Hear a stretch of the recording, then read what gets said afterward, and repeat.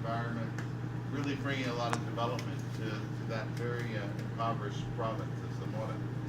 So really pleased to get to go see that. But otherwise, it's just a privilege to represent America here in Ecuador. It's a fun job. I like it. I was nominated by President Barack Obama. I was kept on by President Donald Trump. And not exactly sure how much longer I'll be here, at least for a while. You never know. And but we have a lot to do here in Ecuador. We've got a lot of things that we can help as they are going through their own period of transition from the previous government to this one. Corruption has been a major issue that they are working on, and we are providing them assistance in that regard, information that contributed to some of the actions here, putting officials in jail and things like that. Corruption is something that we're trying to help many Latin American countries combat, because it really is a cancer in society, and it really debilitates sound governance. But in Washington, there's a lot going on. President Trump keeps us all on our toes, and he's my boss, and he's setting a bold course for our relationship here in Latin America, really getting very tough on illegal immigration, which has been an issue here in Ecuador. So in my media presentations, I was on the radio this morning up in Loja, talking about the perils of illegal immigration. We're a country of immigrants. We're used to welcoming people into our borders, but they need to do it legally. And so that's a message that I've been repeating often. We're doing a lot in education exchange. That's something we're very excited about. We have over 4,000 American university students who come to study in Ecuador every year. I don't know if any come here to study in Vilcabamba, but they're in Cuenca, Guayaquil, a lot in Quito. And we see an increasing number of Ecuadorian students going to study at U.S. colleges. And that's something we really want to encourage. We're doing a lot to promote English teaching in the country. We have over 100 Peace Corps volunteers here in country. Half of them are working on English language instruction. We're very proud of our Peace Corps volunteers. I don't know if we have any former volunteers here. Great, that's wonderful. And we're also providing scholarships for less advantaged kids so they can study English as well. While I was in Loja, I did a ceremony for 53 students who've been studying for 2 years. And I'll tell you, those kids were speaking English quite well by the end. So I hope you can be proud of what your government's doing here. If there's areas that we can be of assistance to you, we want to do that within our capabilities. I look forward to hearing of some of the community concerns. I know that security is an issue.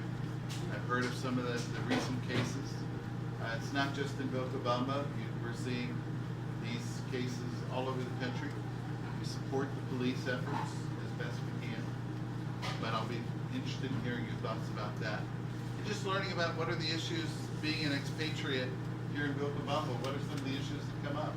What are some of the special joys of being in Vilcabamba, and if there are anything that you think we can do to be of assistance to you while you're here in Vilcabamba. So with that, let me just also thank Charlie very much for his service. He's our warden here, provides assistance. He provides a liaison role with our consulate in Guayaquil. Greatly appreciate, Charlie, your service.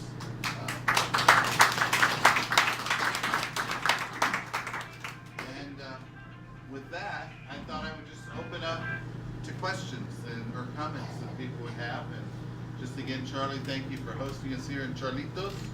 I'm looking forward to spending some time down here in the region. And my wife and I are avid bird watchers. So we're very excited to see all the birds down here in Loja, southern Loja province. Because I hear there's a lot of lovely birds here. There's a few rare birds too. A few rare birds. No names now, Charlie. No names. Come on. Without feathers. But let me just go ahead and open the floor to any questions. Any topic is valid, and I can take it. Okay, so it's all right. Yes, please just tell me Your name and where you're from in the States. All right. Excuse me. First of all, welcome. Thank you. for coming. My name is Susan, and most recently we came from California, but I live in Wisconsin. So I've lived in multiple parts of the United States, and really, now I live here, of course. Yes. My question is regarding legal services for the people in this community.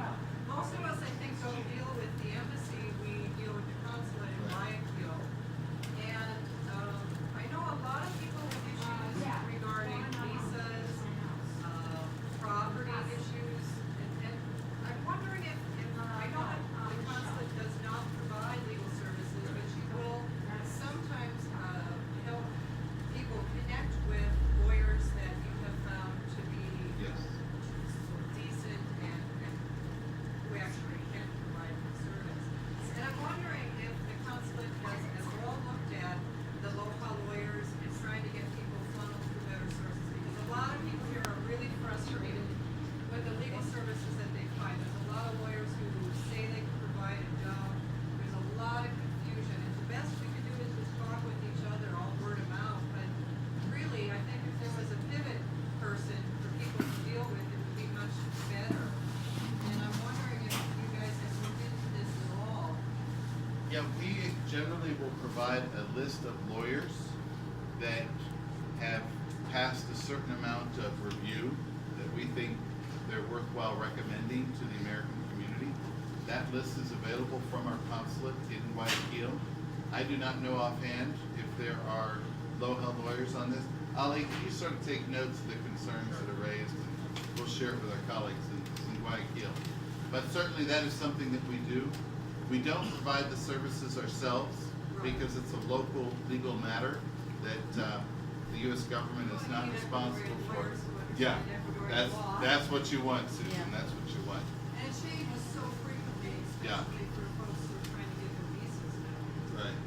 Every year, basically, I think they tweak the law a little bit. Yeah. Yeah. So we can certainly get that list of lawyers to you. Okay. Again, I don't know if there are names from Loha on there, but there should be, and that's something. If there are. I'm wondering if the consulate could pursue that Yeah. a little bit more. Yeah. And then somehow, I'm not sure of Charlie goes exact, but maybe funnel that back into the community so people can go and look at the list here. Okay. And So, a real estate attorney probably wouldn't be a bad idea, okay. you know. Good. Good All suggestion. services that people get involved with, you're kind of fumbling around for lawyers. Okay. We'll look into that. Thank you. Again, welcome. Sure. Thank you. Dennis Pratt. Yeah, we've been here for 3 years now. Actually, our 3-year anniversary was, and it'll be coming up on 3 years of having our cedula at the end of February. And so I would like to find out about citizenship. Anything you can share about getting your citizenship, what you need to do, or where you need to go to do that. I mean, I have no clue. No idea. You have no idea. You know, because again, that's an Ecuadorian issue. It is, okay. But again, you'd want to find one of these lawyers. Obviously, Okay. there's a good business opportunity here for a great lawyer to deal with this community. Right.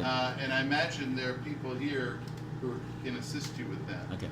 But I really don't know the requirements for becoming a citizen. Okay. I thought it was 5 years of residency, but I really don't know. Yeah. Okay. You can start in 3 years. You can start with 3 years. Okay. Yes. My name is Soleil Taylor, and I've been here, I'm into my 3rd year. And I noticed from my own experiences that there's a lot of hit and miss information and you just wandered around. And so one of the things that I am putting in place, and hopefully it'll be embraced, is a welcome blanket with this information. And I would appreciate people who have had good experiences or have had bad experiences to send me email about whatever subject, because we want to have things like the people who know really well how to do a power of attorney or a living will or a real estate deal. And as you know, in the United States, people specialize and they do the same here, but also for medical things, for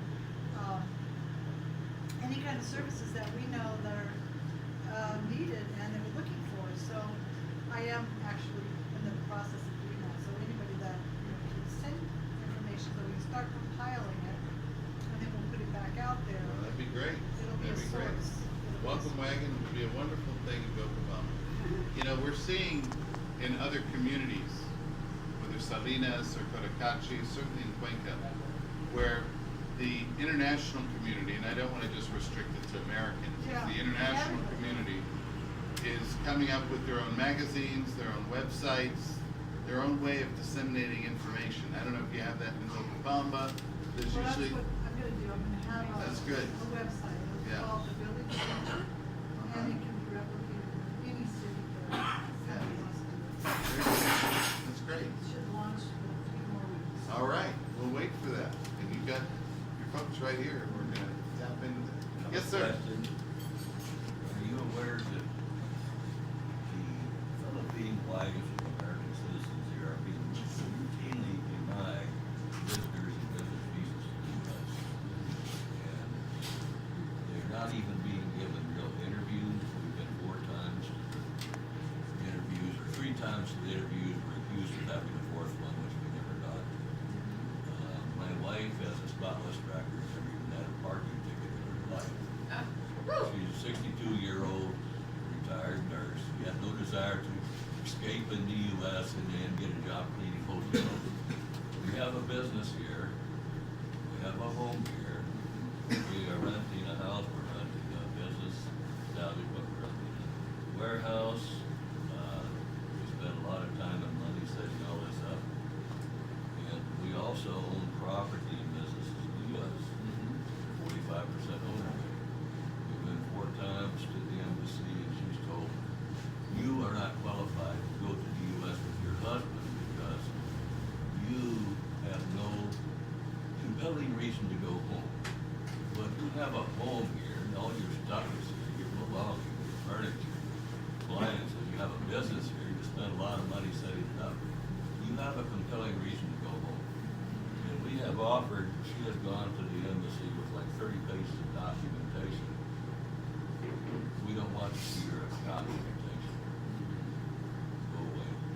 Well, I'm not familiar with that, your particular situation. All of my friends that have Philippine wives are having the same problem. We always get the same denial, they use that one because you cannot appeal it. Not even giving real interviews. Well, you can, you know, after this session, you can get your information, my colleague. I will commit to getting back to you, somebody from our consular office to respond, to give you a call and talk through your case. It would be good, because we have a board reasons for my wife to travel with me. I'm 79 years old, I'm semi-disabled, I need help frequently. We have businesses in the U.S., we have an import-export business in the Philippines. She wants to, they have a coconut plantation in the Philippines, she wants to be able to export coconuts to the U.S. She wants to be able to import used clothing from the U.S. to the Philippines. There's a big market for it there, and her sister has a business.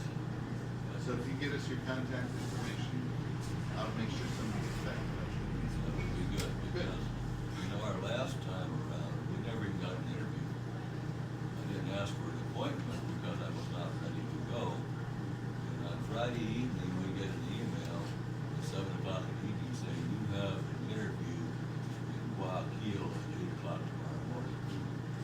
Impossible. Okay. We'll get back in touch with you. Okay. Thanks, sir. In the back here. Will you talk a little about the process of renewing a passport, preferably in Guayaquil? Sure. You know, it's, they've got it down pretty well. You go in and you fill out your information by your application. You need a photo that you submit. And then we instituted about 18 months ago the ability for you not to have to wait to get your passport, but we can send it back to you by DHL. We also have the opportunity for you to complete this process in Cuenca, if that's more convenient for you.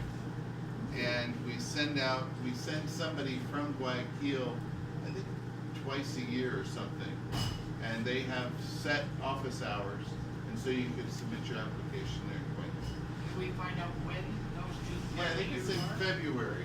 It's in February, but I don't know the exact date. Okay. So we're gonna have to get that information to Charlie somehow, or Is that on the website? Please do. I believe it is on the website. I believe it is for the consulate.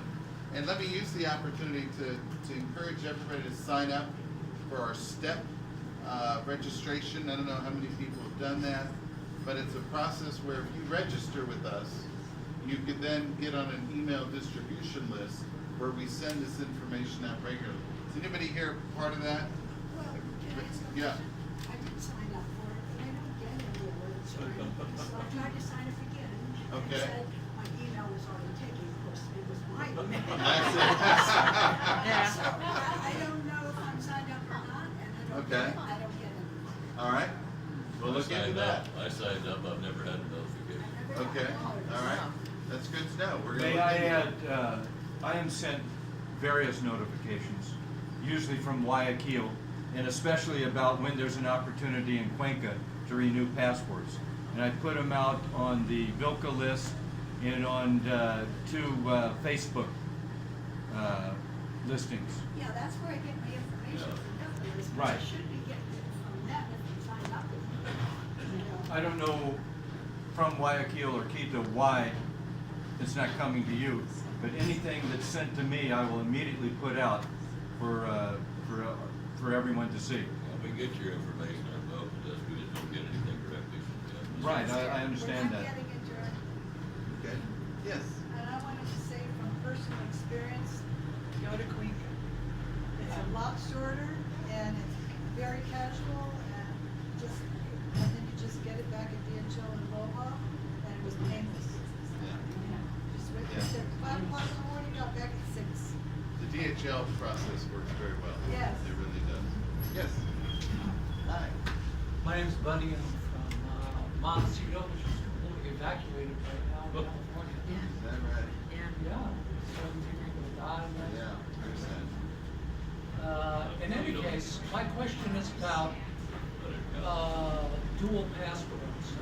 It's my understanding, I read it, and you know, it's hard to ever know what's true half the time, but I read that in America, really, it's sort of against the rules to have 2 passports, but they don't enforce it. And a lot of people here see citizenship as a route to have to stop dealing with the visa situation. And my question, I guess, is Donald Trump, our good friend, he seems to be changing the restrictions of everything, you know, and I'm just curious if you've gotten any directives regarding dual passports and dual citizenship that have changed since he's been in office, or a better understanding of that for everybody so they know not to waste their time if in fact it's going to change. Yeah. I'm not aware of any changes to our regulations about the permissibility of having a second passport of another country. You know, we're not talking about the second passport in the United States. Right. We're talking about another citizenship. So if you choose to pursue Ecuadorian citizenship, I'm not aware of anything that could somehow be against U.S. regulation. My research indicated it's perfectly permissible. Yeah, that's my And you're not understanding. gonna And lose your so social let me security. finish. Is any of your directives involved in, do they tell you to try and find out more about who's here and get information, like that website, for instance, that she's not getting any response from? Sign up and we'll send you this. Is there any directive at all that tells you to try and find out more about who's living here and? We always like to be in touch with Americans who are in the countries where we're serving, because we like to be able to contact people in times of emergency, or sometimes, you know, something happens to people and they need to confirm who they are. So there are a lot of benefits to you as an American citizen to have registered with the embassy or with the consulate. It helps with passport replacement, you lose your passport. So there are a number of ways in which we can improve our service to you if we know you're in the country.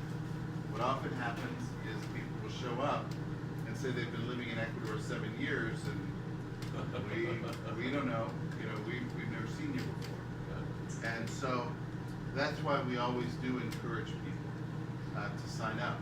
We aren't out there walking the streets trying to figure out where the Americans are for some other reason, we don't go around with the IRS agent, looking for people to pay their Well, you taxes. understand if you watch what's Yeah. going on in our country Right. right now, Yeah. it So we don't- wouldn't be far-fetched. That we to don't do do, but we really are here to serve our American community, and that's why we have large American Citizen Services operations in both Quito and Guayaquil, and why they travel, and why they do come to communities like this from time to time. I lost my passport in Brazil and I went to the embassy. They took excellent care. Yeah, good, because I used to work there, so I'm glad to hear that too. Yes, This isn't for the consulate, this is for other people who are trying to get citizenship here. Because I did go to Zoe's for citizenship, everything was fine, all fine, until she said I had to get all the documents again that are already in Quito, apostilled from 3 different states, and so I couldn't become a citizen because I Yeah. wasn't willing to go to 3 different states. They wouldn't get them from Quito, they're already there because I got my visa. Yeah. So they make it very difficult. yeah, So yeah. I just wanted to let you know. Yes, right here, right here. Yes, sir? Your Yeah, name? hi, my name is Raul. I was approached by a group of Ecuadorians yesterday. I didn't know you were coming. But we have, as you well know, about the insecurity that has been happening. We have a question. There has been several episodes that there's been problems with expats that they need to be taking pills, they stop. Yeah, Insurance into a major problem. right. I have a 10-month-old daughter now, and you're saying that you're trying to keep track of all of them. How can we get in touch with you to say, hey, this is problem, these bombings are not too small, Yeah. these bombings are okay. In any, Yeah. Well, they can't Where- hear you well enough. Could you just speak louder? so. What to do I'm when an pretty sure American is in it's- distress? Yes. Yeah. I'm pretty sure it's with the Ecuadorian police or, but what can we do to call to say before it happens? Yeah. Well, this is where I think as a community you have a challenge and an opportunity. The challenge is, and particularly given the makeup of the community, is you are going to have some people who, for whatever reason, aren't taking care of themselves, or they're not getting out of the house, or whatever common concerns with an aging population in America you're having in places like Cuenca, here, Salinas, etc. And what I find encouraging is when I see communities coming together to figure out how to care for one another. And we don't have at the embassy or the consulate a whole social services section that goes out to provide health care for Americans. That's not part of what embassies do. But we certainly want to encourage the coming together of communities to provide that kind of social support. So I would encourage you to figure out how you can integrate with the community here, Ecuadorian and American or expat, and figure out what are the mechanisms that you can set up to help. There are groups setting up like this in Cotacachi and Cuenca, and maybe something you all could challenge each other to do is to come together to figure out how to provide those kinds of social services here. But people not taking their medications, that's of great concern, and that does result in some people either physically becoming very healthy or mentally. And we have many Yeah, cases. aggressive. Yeah, they get aggressive, that's right. And we have many cases of that throughout the country. And that's where we work with local hospitals and health services, Ecuadorian, that often can step in and provide assistance. I'm not sure exactly what the healthcare situation is here, but this is something that I would hope you could see some community action on. Let's see if anybody else has a, yes, sir, in the back. Yes, I have a question concerning Ecuador's health insurance law, Yeah. which appears to be applicable to tourists beginning next month. Do you know whether that is actually going to happen at the airports where there's going to be banning insurance cards for tourists? Yeah, that is something we're still looking into because there hasn't been a lot of clarity. They passed this law that says that some might not be aware of that even all tourists coming have to present evidence of health insurance should they get sick while they're in Ecuador. The problem with that is that will discourage a lot of tourists from coming to Ecuador. And so that's going to be very problematic.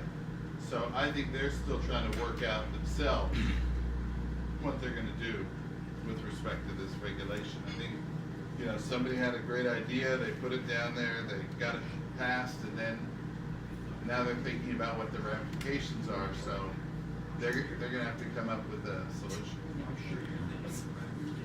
Well, yeah, the ramifications are we're going to have thousands of Americans stranded at airports. Yeah. We're going to be very upset that they can't come in for their vacation. We get about 250 to 300,000 American tourists a year. So, you know, that's almost 1,000 every day. So, yeah, we'll have plenty of angry Americans saying, you know, let me in. So, yes, sir. I have a question in that regard. That was my question about healthcare. I have there was a big push to get local insurance, and that you had to have it. Yeah. Especially if you even want to leave the country, they're going to check the records. I don't know if any of that's true. That you can't even leave the country if you don't prove that you have health insurance for your family. My question was also about healthcare, and what I heard is that there was a big push to buy local health insurance, and I looked at that option. I also have a health policy in the United States with the federal government because I had some time and I retired from the government, and so I have a policy on myself, and it was a choice to either add my family to my present American policy, which covers international, or to buy this policy that they were selling here, and I chose to add my family to my policy, so I'm covered there as well.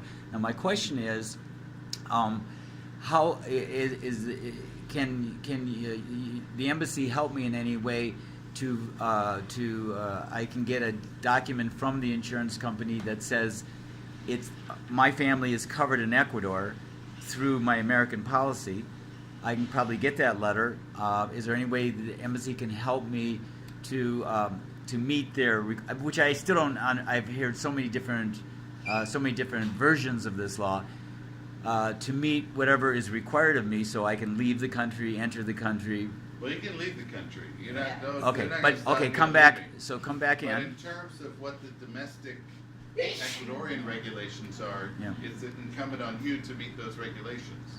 But I Okay, returned to the so- country last month and nobody questioned it. Yeah. Okay, Yeah. okay. So And usually an American medical insurance company can provide you proof of yes, coverage. and So- is that letter from them going to be good enough, or do I need to get something from No, the? you're not gonna get anything from us, because we can't attest to whether or Okay. not you have insurance or not. So is there any? So- Right, but I mean, if I get this letter, is because there was some kind of legal thing where people, when they bought the local insurance, they would get certified that with the government that they have it. Is there anything? No, we don't do You that don't- certification. you don't- That's an Ecuadorian legal issue. Okay. It's not an American But government this issue. to me would be a big issue for expats that have insurance in the United States. I mean, I'm trying to go down this road that I don't think nobody's gone down to get an American policy to be accepted here, even though the Well, there are many thousands of Americans have policies that are accepted here. So that you're not going down that road for the first time. There are Oh. many people and who they've are com- covered. and they've been able And to they be get registered and recognized. Yeah. complied with the law. That's to my understanding. Okay, yes. great, great, good. Yes. Yeah. In the back. Yes, Wayne please. from Massachusetts. From your opening statement, when you were talking about the advantages of a big mine in Zamora, Yeah. it raises the question: does the embassy, support, corporations like Monsanto and others that most of us oppose? And we don't want GMOs here. We don't want Roundup here. We don't want mining. Where are your loyalties? Yeah. Well, the U.S. government supports economic development in countries like Ecuador, and especially those companies that are advancing U.S. commercial interests or developmental interests in the country. And the Lundin Gold Project is acting in a very responsible way, creating over 1,000 jobs and they've already created like $100 million in tax revenue for the country. So they're contributing in a very responsible way to the future of the country. I understand that many people oppose mining for a number of different reasons, but it's a legitimate part of an economy, and you know, the metal that you see in this restaurant comes from mining. So we think it's an excellent way for this country to continue to develop, as long as they're following the international norms that protect the environment. And from what I saw, it's clearly that they're doing that. Curiously, the week prior, I was in Zaruma, where there's a lot of illegal mining being done, and they're using mercury in ways that damage the environment. And so we very much oppose illegal mining and things like that. When it comes to promoting U.S. business interests, whether it's Monsanto or whatever, I understand there are many different views on different issues, whether it's GMOs or other issues. But we as a government, we have GMOs in the United States. So we are promoting those corporate interests around the world that promote the values and the kind of economic development that we believe are in the best interests of not only U.S. companies, but also the countries in which they're working. Do you believe that GMOs are in our best interest? We could talk about GMOs. Yeah. He's not gonna- I've spent a lot of time in Africa, where there's a lot of famine, and I've seen how by using GMOs, we've been able to greatly